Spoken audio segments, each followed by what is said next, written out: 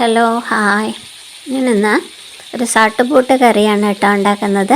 അതായത് വളരെ എളുപ്പത്തിൽ ഉണ്ടാക്കുന്ന, നമ്മൾ തട്ടിക്കൂട്ടി ഉണ്ടാക്കുന്ന ഒരു കറിയാണ്.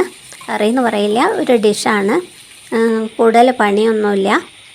അപ്പോൾ അതിൽ മെയിനായിട്ട് ചേർക്കേണ്ടത് വറുത്ത് പൊടിച്ച ഉലുവാപ്പൊടിയാണ്.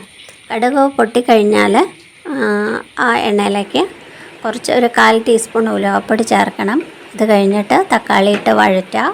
അത് കഴിഞ്ഞ് ഉപ്പ്, മഞ്ഞൾപ്പൊടി ഒക്കെ ചേർക്കുന്നതോടൊപ്പം പച്ചമുളക്, അതുപോലെ കറിവേപ്പില, വെളുത്തുള്ളി ഇതൊക്കെ ചേർക്കാം. അതിന് ശേഷം വഴുതനങ്ങയും കൂടെ ഇട്ടിട്ട് വഴറ്റുക. ഒരു 1/4 ഗ്ലാസ് വെള്ളം ചേർത്തിട്ട് ഒന്ന് അടച്ച് വെച്ചിട്ട് വേവിക്കുക. പിന്നെ വെള്ളം ചേർക്കരുത്. പിന്നെ വെളിച്ചെണ്ണയോ അല്ലെങ്കിൽ സൺഫ്ലവർ ഓയിലോ തവിടെണ്ണയോ എന്തെങ്കിലും ചേർത്ത് ഇങ്ങനെ ഇളക്കിയും കൊണ്ട് വറ്റിക്കണം. അതേ ചേർക്കാവൂ. അടി പിടിക്കാതിരിക്കാൻ വേണ്ടി രണ്ടാമത് വെള്ളം ചേർക്കരുത്.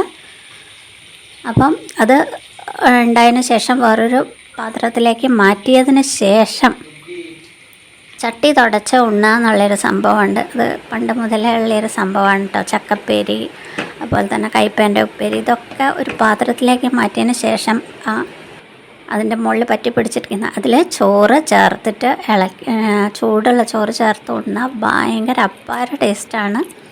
കുട്ടിക്കാലത്തൊക്കെ ഞങ്ങൾ അങ്ങനെ ചക്കപ്പേരിയൊക്കെ ഉണ്ടാക്കി